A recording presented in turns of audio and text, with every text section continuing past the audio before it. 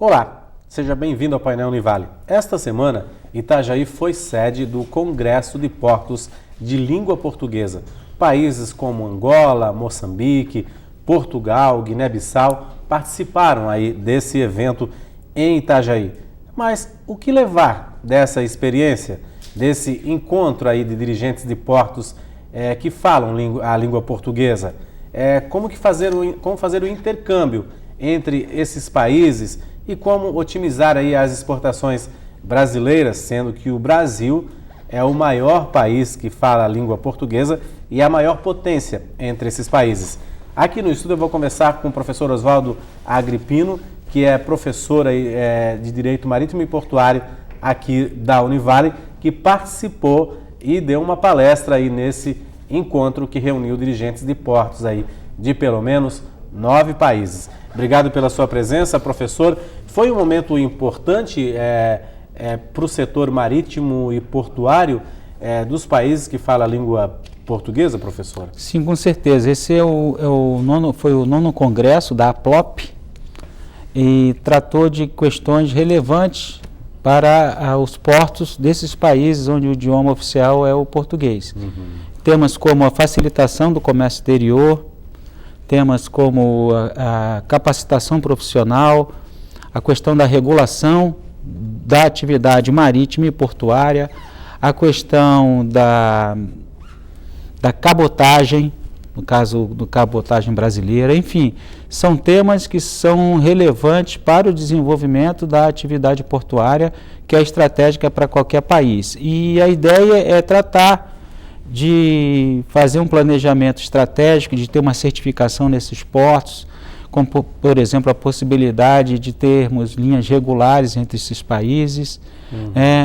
Então, foi bastante interessante o cenário de discussão. Hoje, como é que é o mercado exportador do Brasil para esses países como Angola, Moçambique, que consomem não só tecnologia, mas produtos brasileiros? O mercado é extremamente promissor por causa da facilitação do idioma, né? A nossa cultura é uma cultura bastante bem assimilada. Exportada para lá também. Exportada também via mídia, via novelas, né? Nesses países de língua portuguesa como Moçambique, Angola, Cabo Verde. As novelas brasileiras são bastante assistidas e há uma assimilação muito grande. Isso facilita. Né? E a África é um continente pouco explorado, é um continente com milhões de possibilidades. E o Brasil, nesse sentido, ele precisava ocupar um espaço maior em função do idioma, porque os chineses já estão lá, os europeus. Então, no caso do Brasil, o Brasil deveria ter uma política de Estado para fazer uma maior articulação com relação a ter uma balança tanto de comércio de bens, mas como também de serviços. Eles precisam muito da gente. Hoje, como é que a CEP faz isso? Não existe ainda. No Brasil não há uma política de Estado, né, para essa questão do transporte marítimo, para a atividade portuária, né. Nós temos aqui um problema que é a CEP, que é a Secretaria Especial de Portos, que é responsável pela política de transporte marítimo, por exemplo, de cabotagem e de longo curso. E a ANTAC, que estava antes da reforma portuária, que foi feita pela Lei 12.815, que é a Agência Nacional de Transporte Aquaviário, que é ela que tem a função de fazer a implementação das políticas públicas, ela está dentro da Secretaria Especial de Portos. Quer dizer, um órgão que é para cuidar de transporte aquaviário está dentro de uma Secretaria de Portos.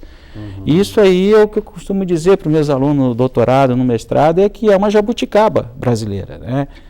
Se você pegar o modelo norte-americano, aquele modelo que nós seguimos com a reforma do Estado e que fez com que fossem criadas agências reguladoras, como a Anatel, a Agência Nacional de Aviação Civil, a ANTAC, Transporte Aquaviário em 2001, a NTT, enfim, nós temos hoje mais de 12 agências nacionais, agências reguladoras que são responsáveis por essas políticas setoriais, de criar um ambiente, uma modelagem, um ambiente regulatório, institucional de negócios, tanto para os investidores privados quanto para os usuários. Isso no Brasil não existe, está muito debilitado. Nós tivemos há pouco tempo, né, a presidenta Dilma indicou para a diretor-geral da agência reguladora de transporte aquaviário, um ex-senador da turma do Jader Barbalho, que foi condenado a 12 anos de reclusão em regime fechado. Nossa. E só não foi cumprir a pena, só não foi para a cadeia porque prescreveu. Quer dizer, isso é inconcebível num país que quer tratar com seriedade um setor estratégico desse. Seria inconcebível você, numa agência reguladora, o presidente da República indicar uma pessoa que não tem méritos técnicos para ocupar esses cargos. E isso emperra, né, o desenvolvimento. Nós não avançamos. Foi feita a reforma portuária, que alegava que havia alguns gargalos, né? Um dos gargalos principais era o decreto 6620, que inibia investimentos privados, que foi editado em 2008, era só fazer um outro decreto revogando esse decreto. Mas não, o governo resolveu fazer a reforma, foram doados mais de 120 milhões de reais pelos terminais que tinham, privados que tinham interesse em fazer a reforma, foram doados para os políticos da base do governo, doação eleitoral, sem falar no Caixa 2, e isso fez com que fosse feita uma reforma com uma legislação sem necessidade, porque a Lei 8.630, que foi a lei que era a Lei dos Portos, que vigorou até dezembro de 2012, que foi a data da edição da MP 595, que depois foi convertida na Lei 12.815 de 2013, essa legislação era muito boa. Por exemplo, tinha os conselhos de autoridade portuária, com 4 blocos, né, o bloco de usuários, o bloco do governo, dos prestadores de serviços, com poder deliberativo. E havia um problema na nomeação dos conselheiros, porque muitas vezes havia captura e ineficiência. Ao invés de mudar a forma de nomeação desses conselheiros e melhorar a gestão dos CAPs, o que o governo fez? Acabou com o CAP. Né? Acabou de que forma? Transformou um CAP em conselho consultivo, onde há 16 conselheiros, o usuário, que é o ator mais relevante, com uma vaga, um assento, né? O governo tem 8 representantes e preside o conselho. Nossa. Então, o governo criou um conselho consultivo, onde o governo é consultor dele mesmo. A maioria. Porque ele é que dá o voto de Minerva. Se são 8 do governo e 8 não governo, sendo um usuário e o presidente, quando tem um voto conflito, né, onde está um impasse, ele é que dá o voto de Minerva, e isso não é sério. Isso centralizou em Brasília as decisões todas, na CEP e na ANTAC. Nossa. Enquanto a China descentraliza os portos há 4.000 anos, e o Porto de Roterdã, que foi criado em 1350, vem sendo descentralizado há mais de 650 anos, o Brasil vai na contramão da história. Uhum. É como se eu tivesse um vereador de Itajaí que tivesse o gabinete dele em Brasília. Uhum.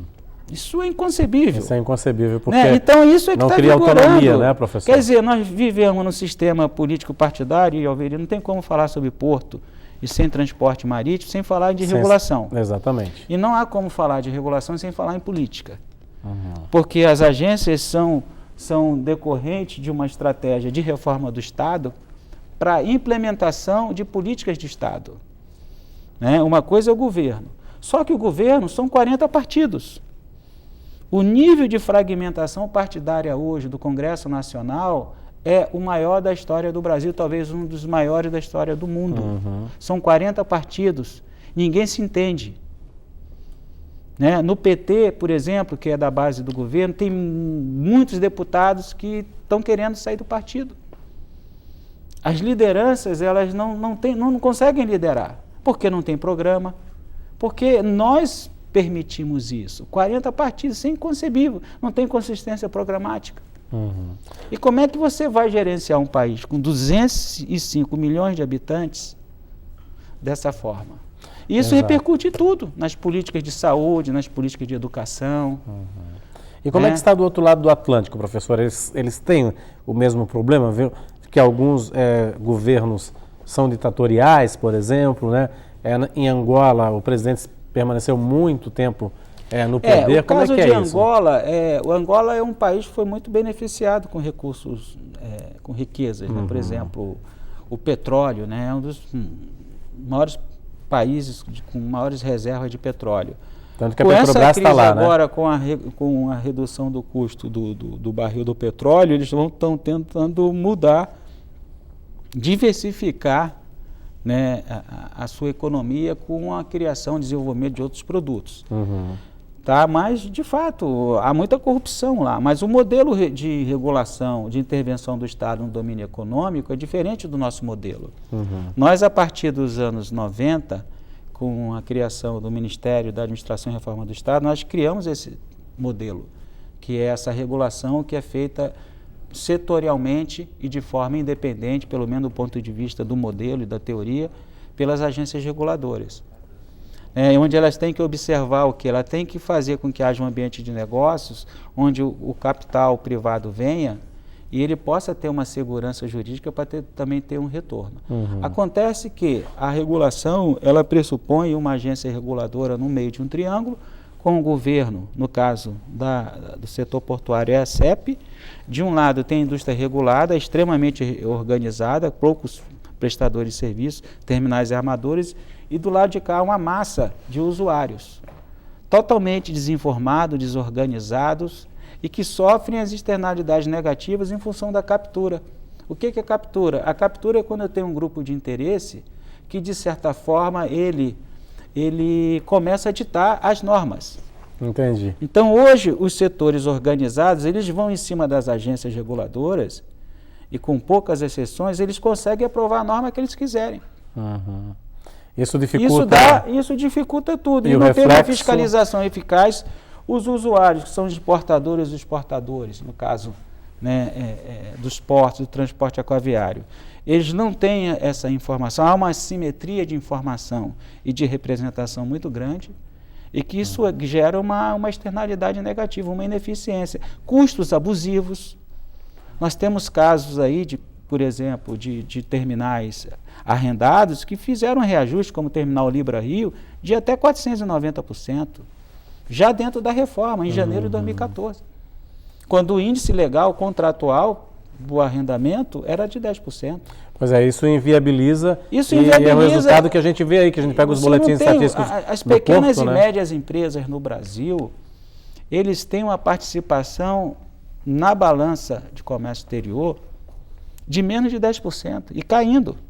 Porque as pequenas e médias, elas não conseguem, em função da falta de previsibilidade nos custos e da falta de modicidade nas tarifas e nos preços, que são dois princípios extremamente relevantes, que são violados toda hora, eles não conseguem se manter no comércio exterior. Porque você faz uma operação hoje, um valor CIF da carga de R$50 mil ou R$100 mil, e você está, né, vulnerável, pode sofrer uma cobrança de demurge, de armazenagem abusiva, com valores muito maiores. E vulnerável ao humor do mercado Isso, também, nós tivemos a dança do dólar, um né? terminal privado aqui em Santa Catarina, que uma carga ficou 112 dias, o valor da carga de R$1 milhão, e ele queria cobrar R$400 mil de serviços portuários. Nossa. Porque se cobra por período e por ad valorem. Quer dizer, o terminal portuário, ele é sócio da empresa. Ele é uma espécie de fisco. Esse ad valorem, que é um percentual que se cobra em cima do valor da carga, isso veio do Brasil colônia. Porque o Brasil, antes da independência, ele não tinha uma Receita Federal, uma fazenda, e tinha que mandar o ad valorem, que era o quião, para Portugal. E aí como é que se fazia isso? Era no porto. Que a rigor, a estrutura portuária não era para porto, era para alfândega, era para arrecadar o quião para mandar para a metrópole, que era 20%. Que era Lisboa, né? E Lisboa, e aí esse valor era 20%. Quando o Brasil se transformou, se tornou independente, nós tínhamos um monopólio estatal. Os portos públicos continuaram cobrando ad valorem. E com a reforma portuária de 1993, quando se teve portos privados, né, possibilidade de ter, e os portos privados entraram na onda. E a reforma agora recente também foi feita, 20 anos depois, então se cobra ad valorem. A herança, né? Então isso é inconcebível, não faz sentido hoje, né? Nem em Angola, eu estive conversando com os colegas de Angola, eles cobram ad valorem. Tá certo, professor, a gente vai fazer um rápido intervalo, daqui a pouco eu volto a conversar novamente com o professor Oswaldo Agripino, nesse assunto que é bastante interessante aqui, principalmente para quem mora nessa região de portos, né, onde 60% aí da economia giram em torno aí, da atividade portuária. É um instante só.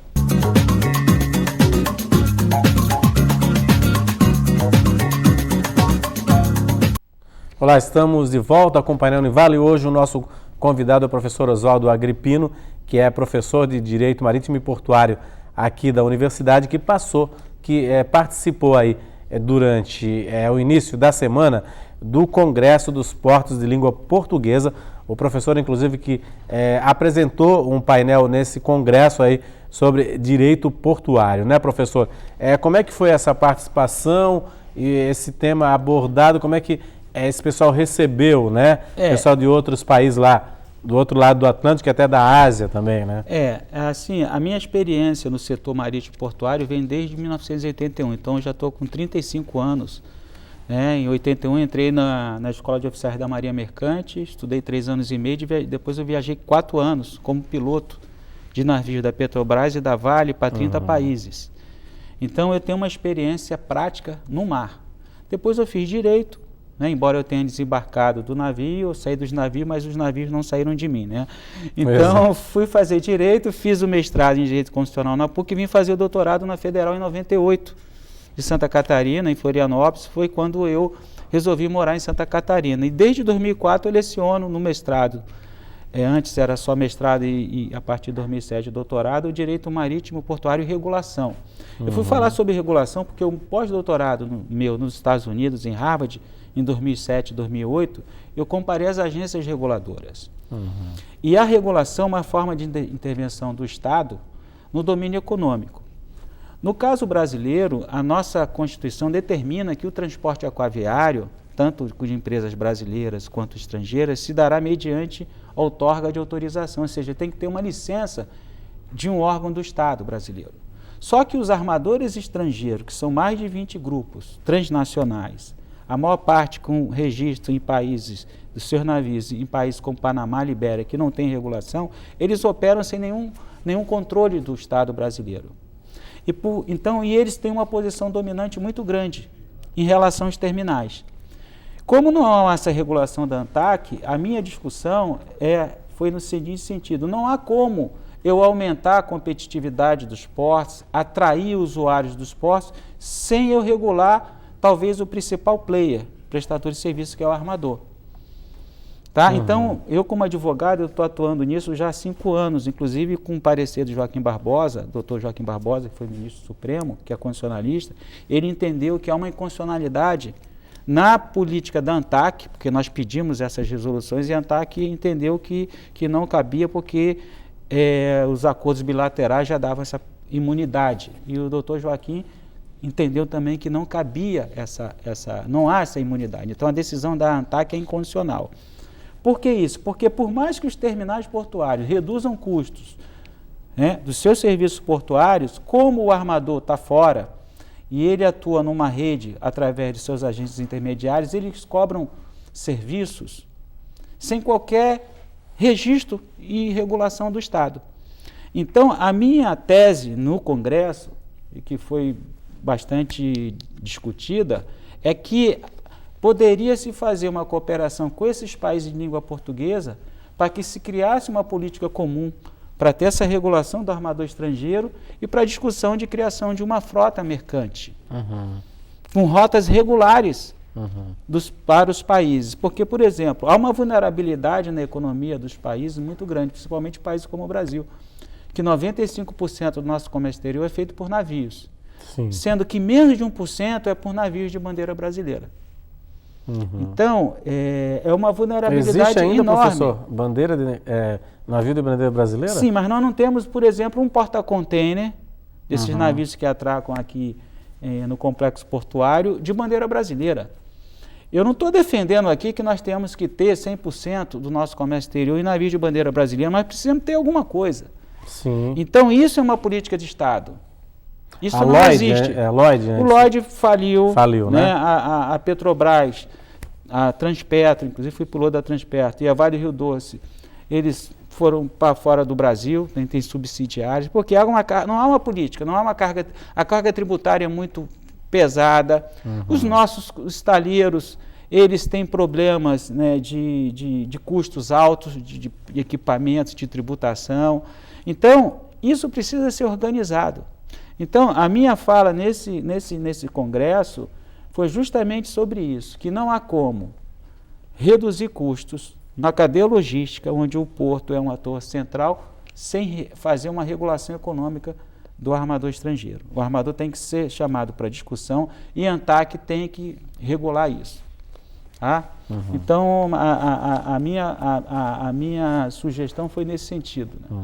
Agora, o senhor também é autor de livros, o senhor trouxe 3 livros aqui. Eu trouxe aqui, são 3 livros. Sobre assuntos portuários, né? Eu vou começar pelo... Se quiser mostrar ali na câmera 3. Esse livro aqui é um livro que cujo tema é a discussão da reforma portuária.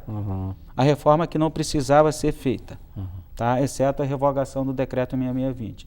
Então, é Direito Portuário e a Nova Regulação. Tem um prefácio do professor Dr. Egon Bockmann Moreira, que é da Federal do Paraná, que é um advogado também, um colega meu, talvez o maior especialista em Direito Administrativo e Econômico.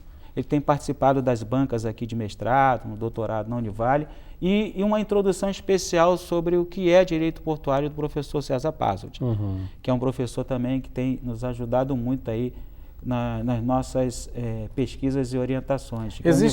Existe uma câmara, só curiosidade, o senhor falou em direito portuário, né? E o senhor falou para representantes de outros países. Existe uma câmara que regulamenta o direito portuário, que o torna assim unificado em vários países ou não, professor? Não, existe com relação ao direito da navegação marítima e, de certa forma, o direito marítimo, que é muito fundado nos usos e costumes. No caso do direito da navegação marítima, nós temos a IMO, International Maritime Organization, que tem sede em Londres. E ela é que faz as discussões sobre os tratados de segurança da navegação, de proteção ao meio ambiente marinho. Entendi. Tá? Agora, o direito portuário sofre influência muito grande, né, de tratados internacionais, regras da OIT, né, alguma coisa ligada à Organização Mundial das Aduanas, já que os portos têm uma interface muito grande com o controle aduaneiro. Então, esse livro aqui ele foi publicado pela editora Aduaneiras. Tá? Então, é um livro que eu faço análise desses 3 anos de reforma portuária. Tem capítulo que trata também da responsabilidade civil do operador portuário, de arbitragem marítima e portuária. Esse outro livro também foi publicado pela mesma editora, Contratos Marítimos e Portuários e Responsabilidade Civil. É uma coletânea com diversos autores. Inclusive, tem 2 autores estrangeiros aqui, que um é o professor Dr. Norman Martinez, que é o vice-coordenador do mestrado e doutorado da IMO em Malta, onde eu sou professor convidado desde 2009, que lançou junto comigo esse livro aqui, que é a limitação da responsabilidade civil no transporte marítimo, que é um tema, talvez o tema mais debatido no direito marítimo privado. Então, o livro Contratos Marítimos e Portuários são diversos capítulos que tratam de direito marítimo, direito portuário, arbitragem marítima, arbitragem como forma de resolução de conflitos, que o nosso judiciário ele não tem sido eficaz para decidir em pouco tempo as demandas do direito marítimo e do direito portuário. Inclusive aí tem uma participação da doutora Milene da professora Capraro, Milene, que foi nossa orientanda aqui de mestrado. Exato, que fez um trabalho sobre direito do trabalho portuário direito do trabalho e portuário, marítimo, né? E está fazendo um doutorado agora na Federal do Paraná, e advogada também lá em Curitiba.